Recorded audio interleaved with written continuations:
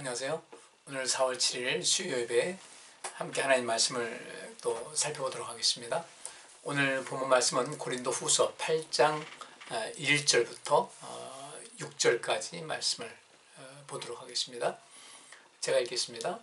형제들아, 하나님께서 마게도냐 교회들에게 주신 은혜를 우리가 너희에게 알게 하노니 환난의 많은 시련 가운데서 저희 넘치는 기쁨과 극한 가난이 저희로 풍성한 연보를 넘치도록 하게 하였느니라. 내가 증거하노니 저희가 힘들어할 뿐 아니라 힘에 지나도록 자원하여 이 은혜와 성도 섬기는 일에 참여함에 대하여 우리에게 간절히 구하니 우리의 바라던 것뿐 아니라 저희가 먼저 자신을 주께 드리고 또 하나님 뜻을 쫓아 우리에게 주었도다.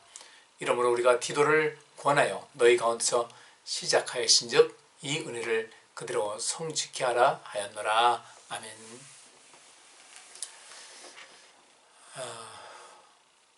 우리의 그 삶에서 마지막 그 남는 것이 과연 무엇일까? 바울이 인생의 끝자락에서 이제 뒤를 돌아보면서 그걸 고백하기를 내가 선한 싸움을 다 싸우고 또 달려갈 길을 마치고 믿음을 지켰다. 좀 그 포괄적이죠. 그래도 약간 추상적인 그런 개념도 있고, 그래서 그가 싸웠던 그 선한 싸움이 과연 무엇일까에 대해서 우리가 좀 더 많은 좀 검토가 필요하고요. 또 바울 서신을 통해서 그가 싸웠던 선한 싸움이 어떤 것인가를 좀 더 살필 필요가 있습니다. 물론 우리가 그 계속해서 이제 바울 서신을 쭉 보게 되면 또 다른 뭐 사도행전이라든지 그 외 성경을 보게 되면은 대략적인 것이 나오게 되는데, 이제 구체적으로 묶어서 이제 그걸 그 하나의 그 좀 보따리 같이 쌓아두듯이 말이죠. 이것이 다라고 할 수 있는 그런 것은 좀 더 많은 연구와 또 연구하는 것이 필요한 것 같습니다. 그리고 달려갈 길을 다 마쳤다. 그가 뭐 또 그것도 중요하죠. 또 믿음을 지켰다는 거. 오늘 이 본문 말씀도 그와 연관시켜서 보면은 상당히 좀 많은 것을 깨달아 알 수 있을 것 같습니다. 주의 성령이 내게 임하셨으니 이는 가난한 자들에게 복음을 전하게 하시려고 내게 기름을 부으셨다. 기름을 부으셨다는 것은 이제 그게 크리노라는 그런 단어예요. 이 크리노라는 단어가 이제 크리스토스 곧 그리스도라는 단어로 이제 쭉 파생이 되는데, 그리스도라는 것은 이제 그 이름의 뜻은 기름 부음 받은 자라는 뜻이고, 또 구약적인 그런 개념하고 이렇게 연관시키면 이제 메시아라는 뜻이죠. 구원자. 그런데 주의 성령이 내게 임하셨으니 이는 가난한 자에게 복음을 전하게 하시려고 내게 기름을 부으셨다. 그리고 주의 성령이 임한 것하고 기름을 부은 것하고는 이제 또 같은 맥락으로 관계됩니다. 뭐 성령으로 뭐 기름 부으셨다 이런 얘기를 많이 하는데, 그건 좀 둘째치고요. 어쨌든 주의 성령이 내게 임하셨고 또 우리에게 기름을 부으셨다. 우리가 그리스도인이라고 이름 지어진 것도 역시 마찬가지예요. 예수 그리스도를 따르는 사람, 예수 그리스도의 사람들. 그러니까 우리 역시 마찬가지로 성령으로 기름 부음 받게 된 거죠. 우리도 기름 부음 받은 자가 된 거예요. 그렇다고 우리가 예수 그리스도와 같은 존재라고 해서 안 되고, 그리스도께서 우리에게 맡겨준 사명, 예수 그리스도께서 이 땅에 오셔서 하나님께로부터 기름 부음 받으시고 또 이 세상 가난한 자, 그 가난한 자의 가장 큰 대상은 바로 생명이 없는 자예요. 영원한 생명을 얻어야 되는데, 영생을 얻어야 되는데 그것만큼 중요한 것이 어디 있겠어요? 영생을 얻지 못한 사람들 이 땅에 있습니다. 그들에게 이제 복음을 전해서 그 생명이 없는 자에게 생명을 주고, 그 외에 육적인 것, 어떤 정신적인 것, 마음적인 것, 이런 모든 것 생활 속에서 그 부족해서 힘들어하는 사람에게 뭔가를 채워주는 것이 우리가 해야 될 일인데, 그래서 우리에게 기름을 부으신 거예요. 예수님께서 기름 부음 받으신 것처럼 우리도 성령으로 기름 부음 받았는데, 그러면 이 목적이 무엇인가? 가난한 자에게 복음을 증거하는 거예요. 복음을 증거하는 것뿐 아니라 복음을 전하는 거예요. 그들에게 뭔가를 주는 거예요. 그죠? 전한다는 것은 뭔가를 주다. 무엇을 줄까? 뭐 많죠. 뭐 어떤 물질도 포함이 되고, 따뜻한 위로의 말이라든지 함께 있어준다든지, 그 답답해하는 사람들의 말을 또 들어주는 것도 또 필요한 것이고, 함께 밥 한 끼 나누는 것도 중요한 것이고, 뭐 굉장히 많습니다. 저는 여러분들에게 이 말씀을 또 이렇게 증거하는 것도 이렇게 포함되는 것이죠. 근데 오늘 본문 말씀은 바로 그와 같은 개념입니다. 우리가 예수 그리스도를 믿고 뭐 큰 틀이 있어요. 너희는 먼저 그의 나라와 그의 의를 구하라고 했으니까 이 먼저라는 단어에 제가 초점 맞춰가지고 우리 하나님 믿는 백성들이 가장 최우선적으로 해야 될 것이다. 먼저라는 것은 영어로 말하면 the first, 뭐 히라보로 프로토스라는 단어인데 the first라는 것은 최고의, 그 다음에 그 최우선의, 가장 먼저 이런 뜻이거든요. 그러니까 우리가 예수 믿는 가운데 이제 성숙합니다. 어린아이 뒤를 벗어서 좀 더 성숙한 그리스도인이 되고 이제 보통 3년 정도 지나게 되면 사실은 어느 정도는 이제 그리스도인의 모습을 가질 수 있어야 돼요. 3년 정도 되면. 3년이라는 것이 굉장히 큰 의미가 있습니다. 그렇게 해서 우리가 이 참 신앙인의 어떤 모습을 가질 수 있을 텐데 우리가 한번 좀 돌아보셔야 돼요. 내가 신앙생활 얼마나 했나, 돌아보는 가운데 내가 얼마만큼 성장을 했나, 하나님 말씀을 얼마나 많이 알고 있나, 알고 있는 만큼 우리가 행할 테니까요. 좀 돌아봐서 우리가 좀 더 열심을 내야 되겠다라는 그런 마음도 우리가 좀 도전도 받아야 될 것 같습니다. 오늘 본문 말씀은 고린도 교회에 보내는 이 바울의 편지인데 이 구제에 관한 거예요. 그러니까 가난한 자에게 복음을 전하는 것이죠. 가난한 자에게 다가서는 거예요. 이 일을 예루살렘이 이제 또 교회가 어려움 당했을 때도 그렇고 이 고린도 교회에서 먼저 일을 하자고 시작했던 거예요. 그런데 고린도 교회가 먼저 하자고 이제 그 발의를 하고 난 다음에 오히려 그 열매를 맺고 끝까지 감당하는 사람들은 마게도냐 교회 성도들이 그 일을 했고 고린도 교회 성도들은 좀 이렇게 뒤로 쳐졌어요. 아마 좀 말만 앞서는 그런 사람들 아니었나. 고린도 교회가 고린도 전서를 보게 되면 그런 모습이 많이 보이거든요. 말을 좀 앞세우고 어떤 행동의 실천은 좀 더딘 그런 것을 볼 수가 있는데 어쨌든 이제 그 바울이 1장부터 7장까지 고린도후서 1장부터 7장까지 여러 가지 많은 말씀을 좀 했는데 이제 좀 더 이 고린도 교회 성도들에게 좀 아쉬웠던 것을 또 하나 이야기를 하고 있습니다. 1절 보니까 형제들아 하나님께서 마게도니아 교회들에게 주신 은혜를 우리가 너에게 알게 하겠다. 이거 다시 이제 현대 성경으로 보게 되면 이런 뜻이에요. 이제 나는 하나님께서 마게도니아에 있는 여러 교회에 어떻게 은혜를 베푸셨는지 여러분에게 알려주고자 합니다. 그러니까 이 말씀 보면 이 고린도 교회 성도들이 좀 본을 받아야 될 정도로 이 마게도니아 성도들의 그 하나님을 향한 열정과 또 이 복음을 전하는 자로서 복음을 주는 자로서 복된 소식, 기쁜 소식을 그들에게 전하는 입으로도 전하고 삶 전체로 전하는 그런 데서 시작은 고린도 교회가 시작했는데 실제로 어떤 열매가 풍성한 것은 이 마게도니아 교회였어요. 그래서 바울이 말하기를 하나님께서 마게도니아에 있는 교회들에게 어떻게 풍성한 은혜를 베푸셨는지 이것을 여러분에게 알려주고자 합니다. 라고 하면서 2절 말씀에 환난의 많은 시련 가운데서 저희 넘치는 기쁨과 극한 가난이 저희로 풍성한 연모를 넘치도록 하게 하였다. 환난의 많은 시련 가운데서 있었어요. 여기서 환난이라는 것은 뭐 가난도 그런 것일 것이고 또 신앙생활에는 또 많은 핍박이 있었고 환난의 많은 시련 가운데 그러니까 바꿔 말하면 이들이 환난 때문에 많은 시련을 당하고 있는 그런 상황에서 그들은 아주 풍성한 그것도 풍성한 연모를 넘치도록 하겠다. 환난의 많은 시련 가운데 있었어요.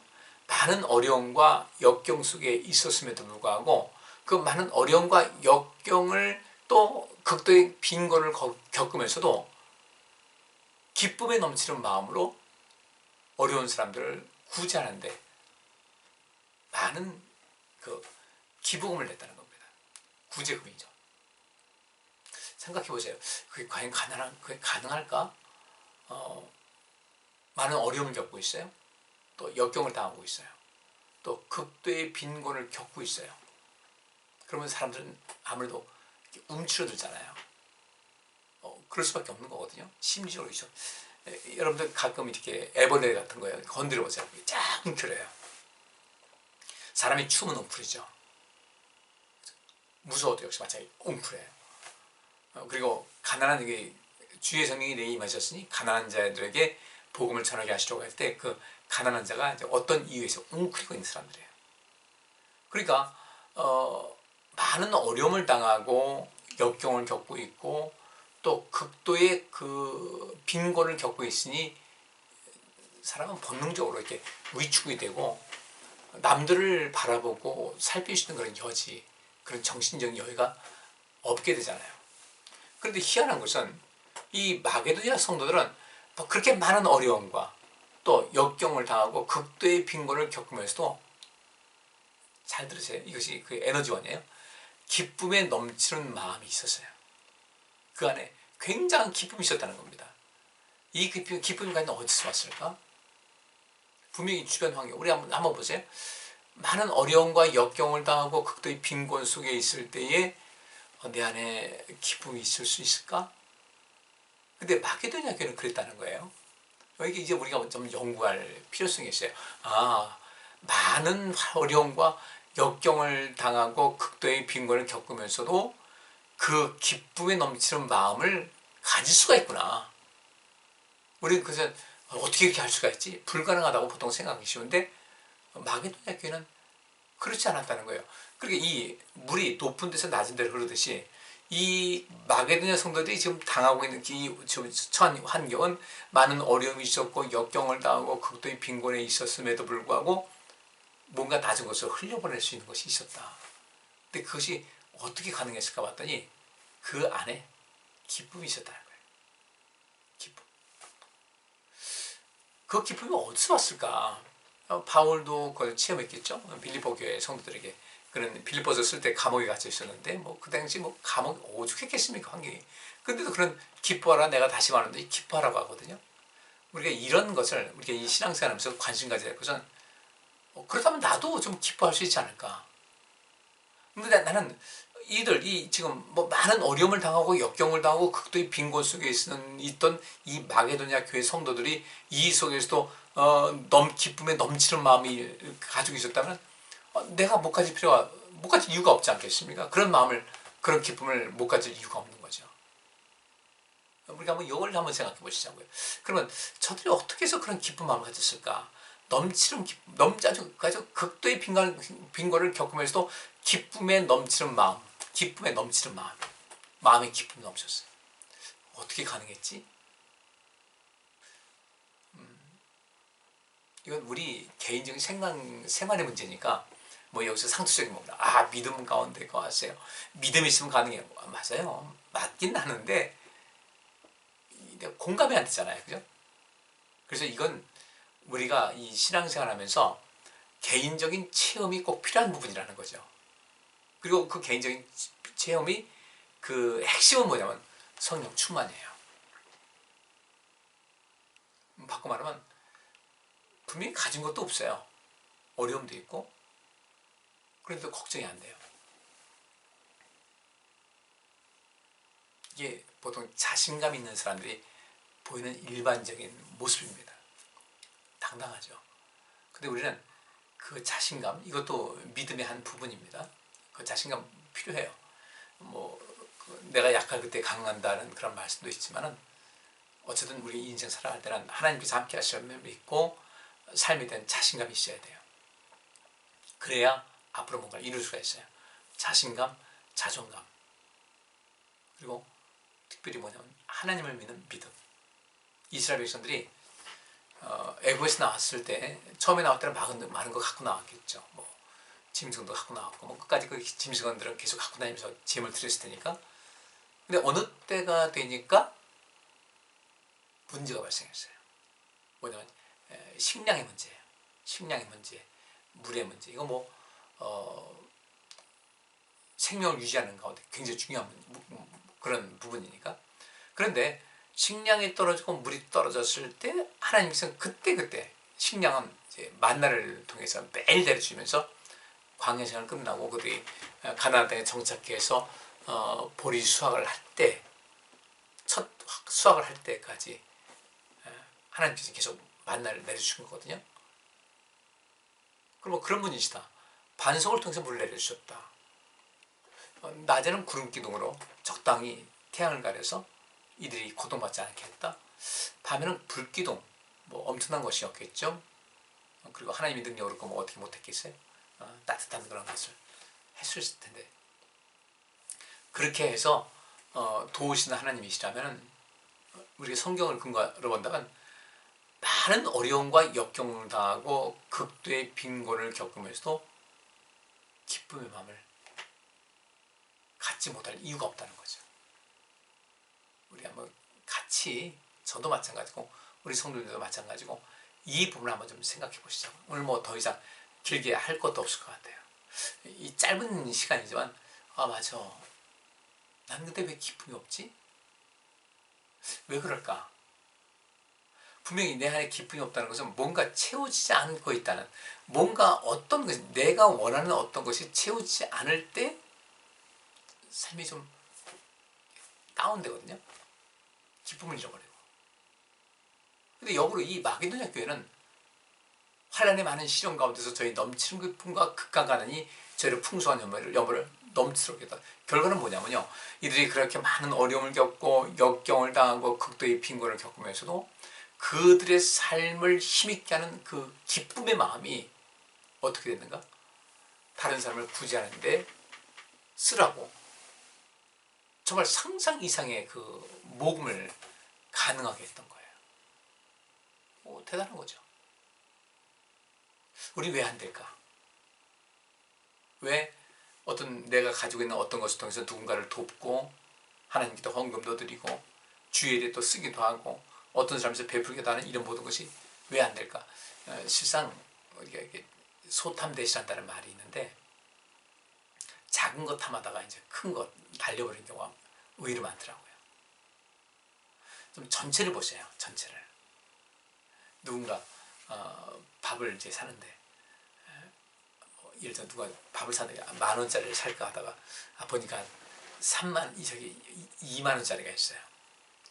3명 갔어. 6만 원인데 6만 원 커 보여요. 근데 실제로 제 계산을 제대로 하면 10,000원짜리 살려고 했으니까 3만 원에다가 3만 원만 더 쓰면 되는 거예요. 근데 우리는 6만 원을 더 쓰는 것 같이 생각되는 거예요. 이 계산의 어떤 우리를 그 착시 현상이 있듯이 우리를 착각하게 만드는 거예요. 그래서 큰 경우 충분히 할 수 있음에도 불구하고 그 일을 하지 못하게 되고, 그러다 보니까 누군가를 돕는 이런 일을 못하는 거예요. 누군가를 돕는 일 중에서 뭐니 해도 최고는 사실 금전적인 도움이 최고거든요. 그게 그 외에 뭐 여러 가지 도울 수 있는 것도 있지만은,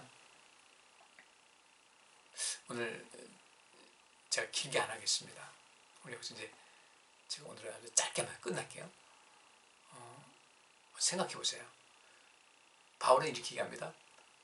이제 나는 하나님께서, 지금 고린도 교회 성도들에게 말하는 거예요.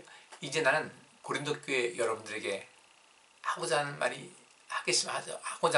하겠습니다. 하나님께서 마게도냐에 있는 교회에 어떻게 그 많은 은혜를 어떻게 베풀으셨는지, 그 원인이 무엇인지를 알게 하겠습니다. 근데 그 내용이 보니까 그 마게도냐 교회 성도들은 예루살렘 교회가 어려움 당했다, 구제하자, 고린도 교회 여러분들께서 먼저 이 운동을 벌였고 이 마게도냐 교회 성도들도 그 일에 동참을 했는데, 그때 그 헌금을 해서 또 모금을 해서 보낼 돈을 그때 이게 마련할 때 실상 그들은 엄청난 어려움을 겪고 있을 때였습니다. 또 역경도 겪었고 많은 그 환난도 있었을 때입니다. 그리고 무엇보다도 그들에게는 극도의 빈곤을 겪고 있을 때였습니다. 그럼에도 불구하고 그들은 기쁨에 넘치는 마음으로 다른 사람을 구제하는 데 쓰라고 모금을 해서 가지고 왔습니다. 이게 아마 성경에 이렇게 나올 정도니까 이들이 참 이 땅에서 하나님 나라에서 굉장한 상급을 받았을 거예요. 우리의 삶의 목적이 무엇일까? 우리 자기 자신만 바라보지 말고 조금 좀 눈을 떠서 나누고 베푸는데 관심 갖게 되면은 그렇게 바울이 이 마게도냐 교회에 어떻게 하나님께서 역사하셨는지를 알았던 거예요. 우리 또 서로가 서로의 증인 되셔야 되고요. 어떻게 살아야 될까?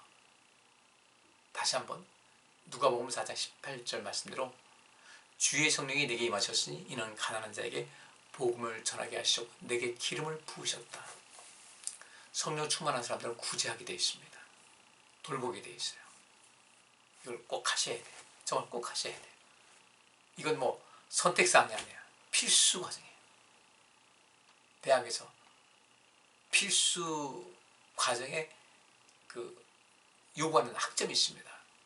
근데 예를 들어서 뭐 박사 과정이 제가 36학점이었나 졸업 때까지 그랬는데 나긴 했어요.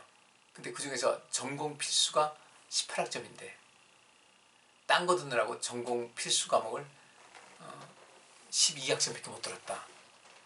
딴 거 많이 들었어도요 졸업 못해요. 우리 신앙생활 하는데 이 구제하는 거 굉장히 중요합니다. 아주 중요한 부분이에요. 관심 가지시고 내가 왜 안 될까? 왜 구제가 안 될까? 그렇다고 해서 내가 정말 아무것도 남에게 베풀 것이 없어 그런 것도 아닌데 왜 이런 걸 못할까? 안 하는 걸까? 못하는 걸까? 원인 찾아야 돼요. 그리고 행동에 변화를 가져와야 돼요. 그래야 우리가 주님의 나라에 넉넉하게 들어갈 수 있어요. 제가 행함으로 구원받는다는 얘기 아닙니다. 전적으로 그 영생의 길에 들어가는 것은 전적으로 하나님의 은혜예요.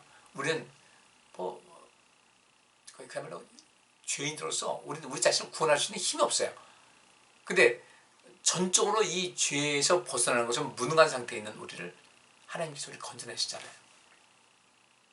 우리가 그렇게 생명 건져내면 받았으니까 그 다음에 우리가 해야 될 것은 뭐냐면 하나님 저 이제 주의 말씀대로 주의 뜻대로 살겠습니다. 이 일을 힘을 다하는 거예요. 이게 믿음이에요. 이것이 하나님을 신뢰하는 그 믿음이고 자기 자신에 대한 자신감이에요. 이거 하셔야 돼요. 그 중에서 대표적인 것이 내가 갖고 있는 어떤 것을 가지고 그것이 금전적이든 어떤 사물이든지 상관없이 내가 가진 어떤 것을 가지고 나눌 수 있는 또 베풀 수 있는 고통당하는 당하는 사람들에게 희망과 용기를 줄 수 있는 그런 삶의 모습이 꼭 필요하다. 얼마만큼 할 것인가? 내 능력 안에서 하시면 돼요. 여기 있는 대로 말씀드렸잖아요. 물은 위에서 높은 데서 낮은 데로 흐르는데 이 마게도냐 교회가 이 성도들이 부자라서 했어요? 편안할 때 했어요? 아니잖아요. 많은 어려움과 역경을 딛고 극도의 빈곤을 겪으면서도 다른 사람들을 구제하는 데 쓰라고 이렇게 많은 것을 내놓았다.